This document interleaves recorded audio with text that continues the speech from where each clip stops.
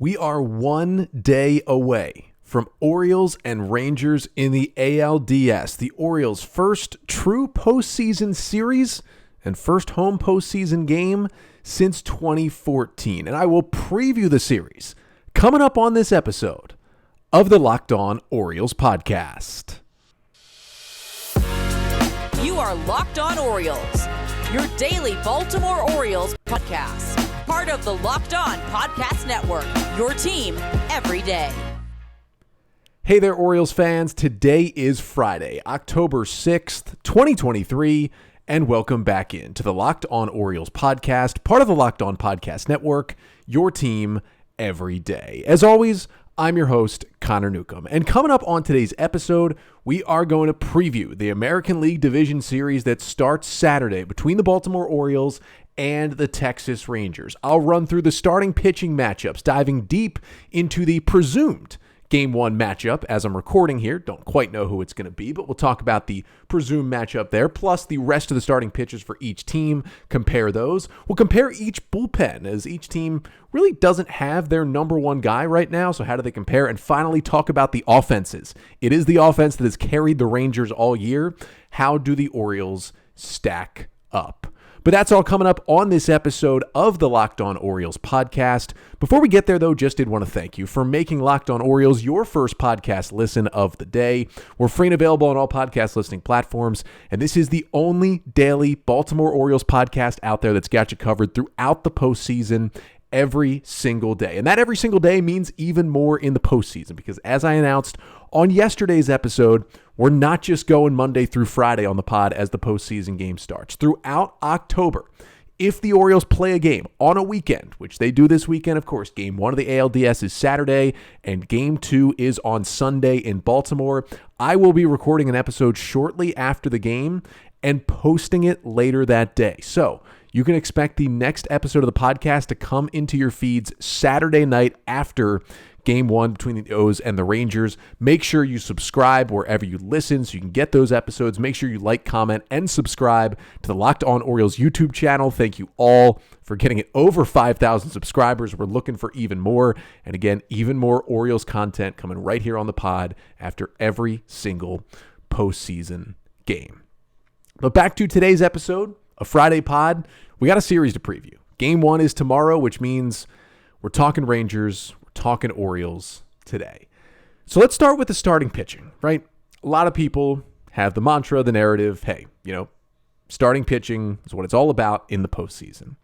There's data that doesn't quite back that up, and there is some data that shows that maybe offense is really what does carry teams throughout the playoffs, but people always want to talk about starting pitching. So let's talk about it. And right now, as I record, we're here Thursday night as I'm recording right now. Neither team has named a Game 1 starter or has really named at all what their rotation is going to look like in this series. Now, we can make some guesses, and my buddy over at Locked On Rangers, Bryce Patrick, has helped me out immensely with that. Definitely make sure to go listen to his podcast here this week leading up to this series to get your fix on the Texas Rangers. I'll talk a lot about them in this episode, but Bryce knows them better than anybody. But we can assume, and again, no team is named a number one starter, but we can assume that Kyle Bradish will go for the Orioles and the right-hander Dane will go for the Rangers. So let's start with Kyle Bradish. We know how great he's been this year. Brandon Hyde has yet to name a Game 1 starter, but we assume with how good Bradish has been, it'll be him, because then you can bring him back for Game 5 if you need to and have him pitch twice in a best-of-5 series. 30 starts on the year, a 2.83 ERA for Kyle Bradish, 2.23 ERA at home, where presumably he will pitch for Game 1 on Saturday, and a 2.34 ERA since the All-Star break. The dude has been nails in the last couple of months. Now, for Bradish, who's been so good this year, and he was also good against the Rangers. Remember, you go back to April, his first start against Texas, he lasted an inning and two-thirds scoreless, then got hit on the foot by a line drive, left the game, missed a couple of weeks on the IL. But then he got to pitch against them again and was great against the Rangers in May. 6 2/3 innings, 4 hits, 1 run, 4 Ks, and 1 walk, and what ended up being a Sunday win for the O's over the Rangers to avoid a sweep. Each team won 2 out of 3 in the opposing team's ballpark this year. In the series in April and then May, they split the 6 games. Orioles 3-3 against the Rangers this season. But for Kyle Bradish, it was even more impressive for him to put up that line that he did, 6 2/3 of 1-run ball against the Rangers, and that wasn't even when he was at peak Kyle Bradish back in late May. He's been even better in the second half. But it's interesting because, as we know, and as I've talked about a lot on this podcast, Kyle Bradish's number one pitch is his slider. Not only is it his most effective pitch, but at this point is now the pitch he uses the most. Throws it more than his fastball, more than the sinker, more than the curveball. He uses that slider about 31% of the time. It's his number one pitch, and it's been great. A 36% whiff rate is elite. Opponents are hitting just 168 against Bradish's slider this season. But here's where the matchup is interesting for Kyle Bradish, because we're going to get to the Texas offense a little later in this pod. It's been undoubtedly a top 3 offense in baseball all year. It is a very scary lineup. They showed that to the Rays when they swept them in the wild card series. But these Rangers specifically hit sliders very, very well. And I want to point out their top 3 hitters, basically the 3 top production guys in the Rangers lineup: Corey Seager, Marcus Semien, and Adolis Garcia. Those are the top 3 guys in that order. Seager is slugging .538 against sliders this year. Garcia is slugging .556 against sliders this year. And Semien is slugging .507 against sliders this year. And specifically Adolis Garcia, if you look at the run value metrics that's provided by Baseball Savant and StatCast, basically tries to put together like everything you do, whether it's hit for average, hit for power, lay off pitches out of the zone against a certain pitch, how good you are by the run value metric. Adolis Garcia is the best hitter in baseball this season against the slider. And for a guy who strikes out a lot as a right-handed hitter, that's really impressive that he's hitting sliders that well. So that does concern you a little bit, because that really is Bradish's bread and butter. Now, they don't have as much success against curveballs, which is another good pitch Bradish has, but overall, this is a Rangers team that hits breaking balls, whether it's a curve, a slider, a sweeper, they hit them very well. So what did Kyle Bradish do then? Back in May when he went 6 2/3 of 1-run ball. Well, it was one of his few starts this season where he threw his four-seam fastball, which is his worst pitch out of the 4. He threw his four-seam fastball more than any other pitch. It was 32% four-seamers, 28% curveballs, and then only 25% sliders. It was his third most used pitch in that start. And while you may see him throw more sinkers than four-seamers in Game 1 on Saturday, because that's just a better fastball for Kyle Bradish at this point, I wouldn't be surprised if it is a sinker-heavy approach with some four-seamers in there, and he'll still throw the breaking balls. Don't get me wrong, those are his strikeout pitches. But I wouldn't be surprised if once again we see less sliders from Kyle Bradish, especially against those guys in the top of the order. So it's really, really interesting to see, because those Rangers hitters, they still swing and miss against sliders. All of them have a whiff rate of over 30% against the sliders. But when they make contact with those pitches, they do a whole lot of damage. So it's a lot of feast or famine against that pitch. You're going to see it a lot from Bradish. This is really going to be an example of best on best in Saturday's start, which is why I'm really thinking he may throw some more sinkers, hope for some ground balls, and get out of some quick innings. Now we turn to Dane Dunning, who, again, hasn't been announced yet, but is presumably the starter for the Rangers in Game 1. That is because Jordan Montgomery pitched Game 1 of the wildcard series. Nathan Eovaldi pitched Game 2. Neither will be ready to go unless they want to go short rest for Montgomery. They probably won't. So the number 3 guy right now is Dane Dunning. Some of that is because the Rangers have some starting pitching injuries. Jacob deGrom's been out most of the year, Tommy John surgery. Max Scherzer is still out with a couple of different issues. He's trying to come back. And John Gray went on the injured list right at the end of the year, and it looks like he's going to miss the entire ALDS. Now, he could come back if the Rangers advance further, but he was kind of their number 3 starter at times, and Gray is out as well. So you're left with this rotation, and it looks like they're going to go to Dane Dunning. Now, Dunning's had a great year. About 173 innings and a 3.70 ERA for the right-hander. Now, he's not a huge strikeout guy, just a 19% strikeout rate, but he doesn't walk a lot of guys. 7% walk rate is below league average, and he's a ground ball pitcher as well, is Dunning. And that's because he throws a lot of sinkers. 91-mile-per-hour sinker, he throws about a third of the time. That is his most used pitch for Dane Dunning. Doesn't get a lot of swings and misses, but gets a lot of ground balls to get him out of jams. Now, he also goes to a slider. That's his number 2 pitch, and that's the swing and miss pitch. 35% whiff rate against his slider, and that pitch has gotten better and better as the season's gone on. Now, he's kind of a kitchen sink guy at times. Throws really 6 pitches total. It's also a cutter, a changeup, a curveball, and a four-seam fastball for Dunning. but he's going to stick to the sinker and the slider and really the cutter when he starts to pull together the pitch mix a little bit and really trying to go get guys. Now, Dunning's been interesting because, as I said, the stats have gotten a little bit worse throughout the year. He had a 2.89 ERA in the first half and has a 4.69 ERA in the second half. But in the second half of the season, he's had way more strikeouts, although he's been hit a little harder and has given up more runs. So it's interesting to see he's thrown more sliders. The slider's been better. He's getting more big Ks, but the ERA is climbing. So it's a really interesting dichotomy for Dunning. Now, Dane Dunning has pitched against the Orioles one time this year, and he was really good. Now, it was in long relief back in an Orioles win in Texas all the way back on April 4th after the O's got to Andrew Haney, the starter, kicked him out early. Dane Dunning came in and was great in relief, really saved the Rangers bullpen. 4 scoreless innings, 1 hit, 1 strikeout, and 1 walk in that one for Dunning. Orioles were kind of holding on to a nice little lead most of the time he was in there, but still, he pitched pretty well. And he's got kind of that stuff, a low 90 sinker, throws a lot of different pitches, moves the ball around, hits the corners, good slider.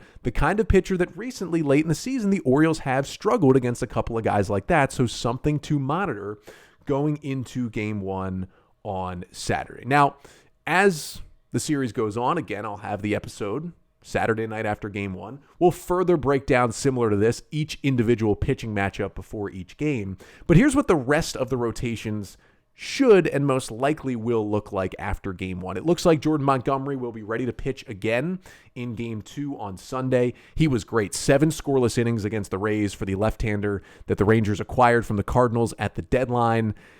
He was the guy I was calling for the Orioles to go get. They went and got Jack Flaherty from St. Louis instead. Would have loved them to get Montgomery, but he's been really, really good and has a 2.79 ERA with the Rangers in the 11 starts since the trade. Then most likely they'd go back to Nathan Eovaldi on Tuesday in Game 3 on regular rest. He was really good against the Rays, 6 2/3 innings of 1-run ball. Eovaldi, who's just got an incredible postseason resume in his career, a lot of that with the Red Sox when they went on to win the World Series in 2018.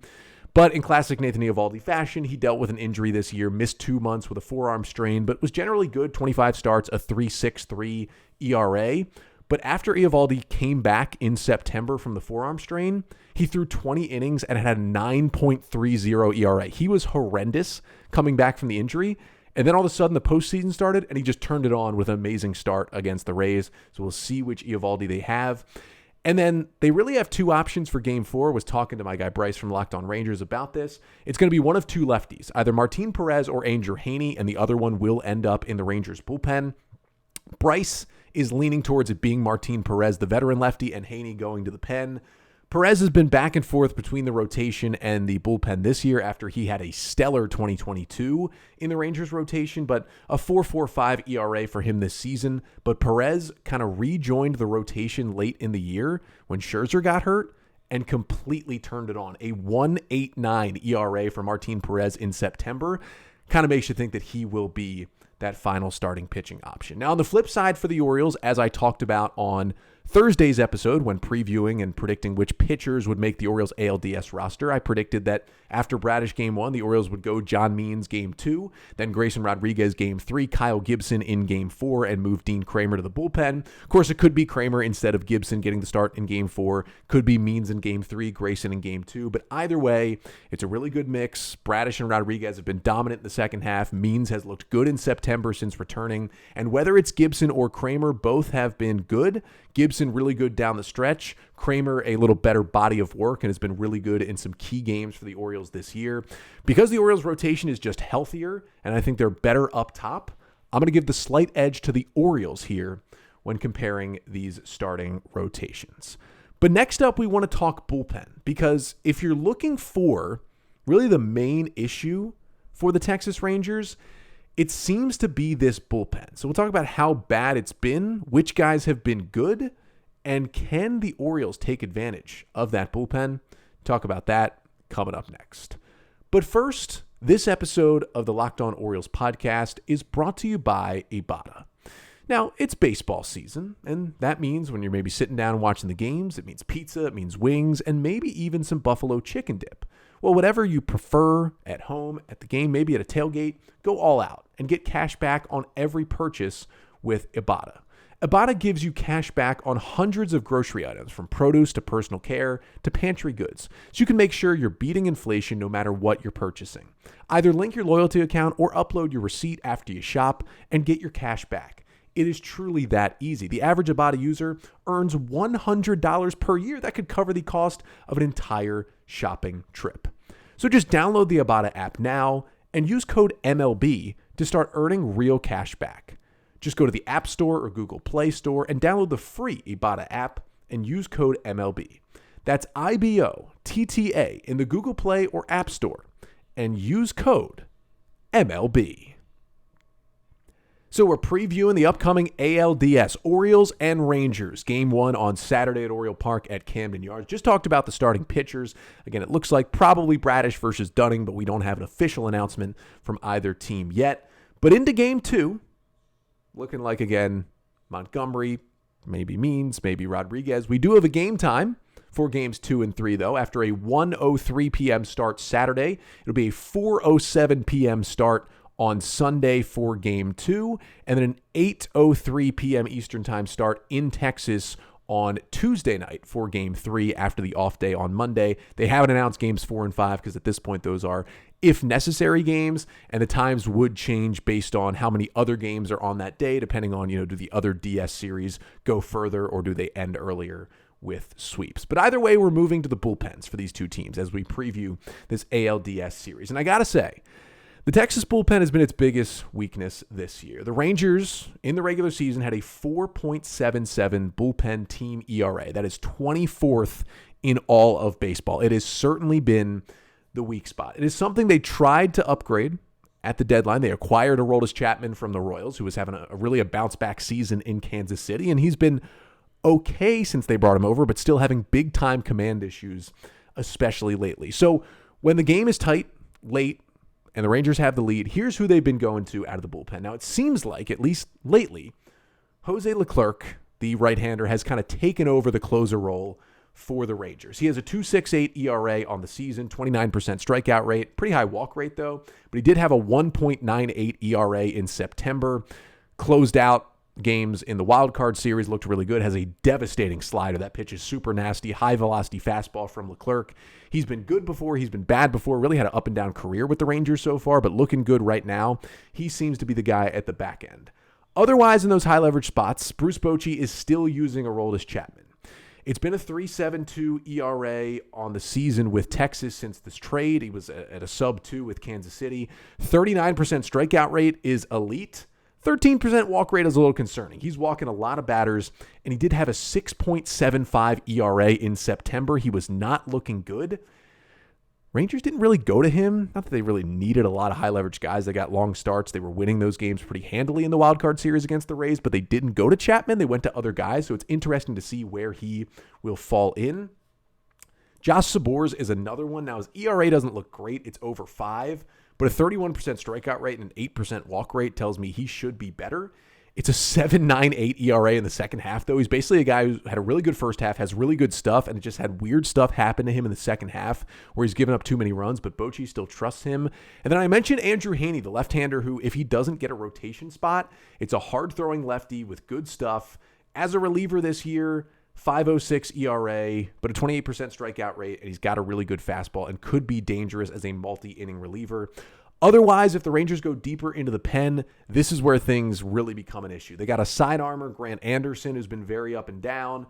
Brock Burke, a lefty who was really good last year, not as good this season. They got Matt Bush in there in that bullpen, the veteran righty. Will Smith, who was signed to be their closer this year and was good in the first half and then has kind of fallen apart since then. He's more of like a middle relief role now. They acquired Chris Stratton as well from the Cardinals at the deadline to help the bullpen. He has not been very good. I don't see him used much in this series unless it's a blowout.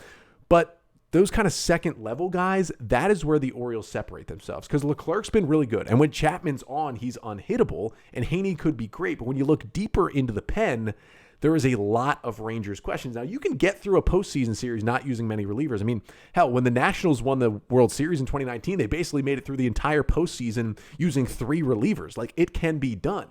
But if the Orioles can get a little deeper into that pen, that is where they have a huge advantage. Because, yes, the O's guys are like Cano and Cionel Perez and Tyler Wells at this moment.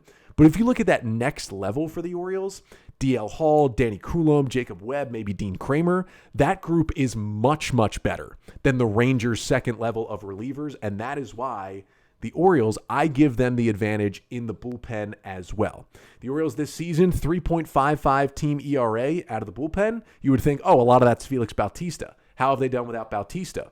Well, since Bautista has gone down, a 3.54 bullpen ERA for the Orioles. Basically identical since they lost Bautista. The pen has stepped up.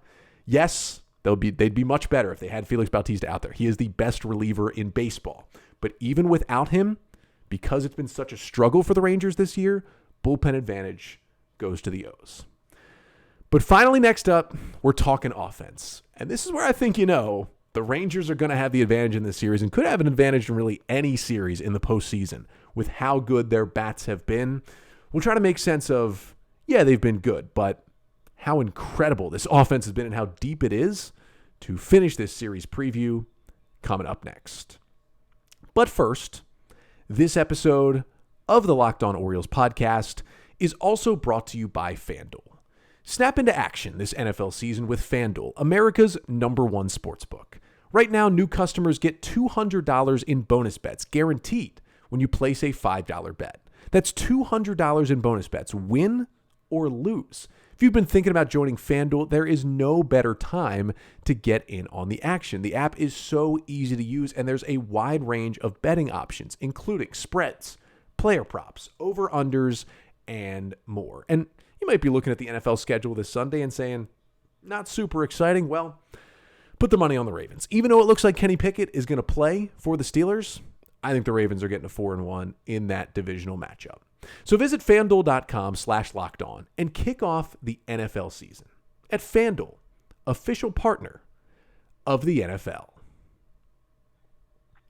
So we're previewing this ALDS, Orioles and Rangers. Game 1 is Saturday at 1:03 p.m. Eastern Time as the O's looking to get things done and dusted, get a win, get out of there before people start arriving for the Billy Joel, Stevie Nicks concert over at M&T Bank Stadium at 7 o'clock. Shout out to everyone who's going to be involved in kind of the planning and the executing of that day on Saturday. We'll see if the rain plays a factor.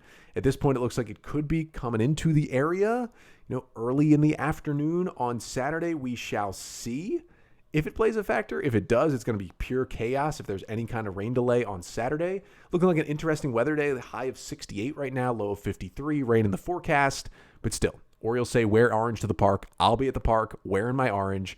But if you can't get to the ballpark and you can't flip over to Fox Sports 1 to watch Game 1, you can still listen to every single pitch of the Orioles' hometown radio broadcast, which will include Kevin Brown, of Game 1 of the ALDS against the Rangers with the SXM app through SiriusXM. Just download the app and search Orioles. But moving back to this series, we talked about the starting pitching, slight edge to the O's, talked about the bullpen, firm edge to the Orioles.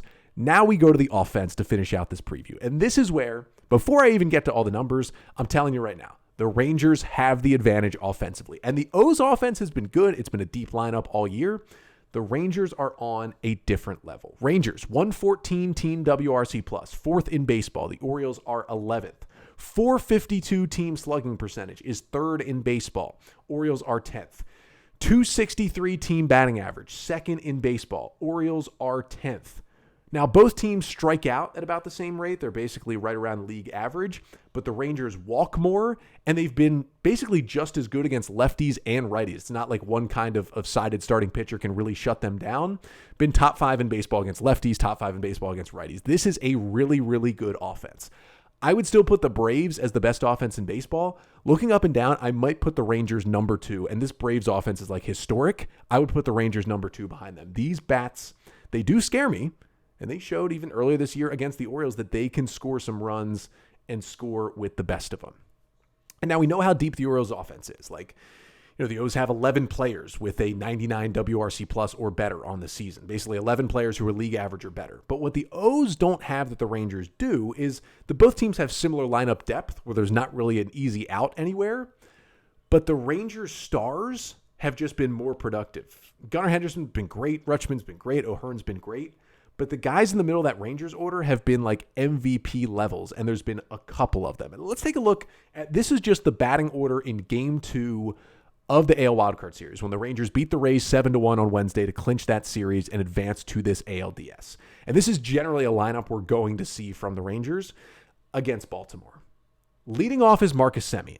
This dude is legit, is an MVP candidate. 124 WRC plus, very, very low strikeout rate, hits for a lot of power, 29 homers, just really, really dangerous to lead off a game.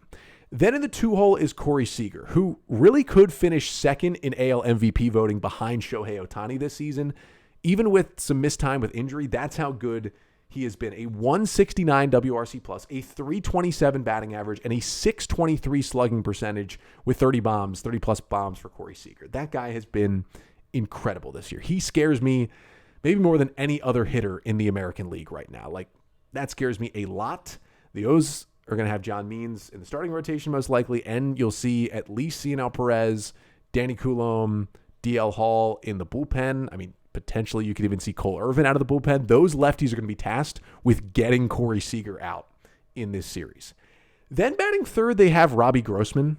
Now, Grossman, the veterans, had a 102 WRC plus this year. He's been fine. You kind of wonder, why is he hitting third? Well, in the second half of the season, it's been a 141 WRC plus. He's been amazing since the All-Star break. That's why he's in the 3-hole.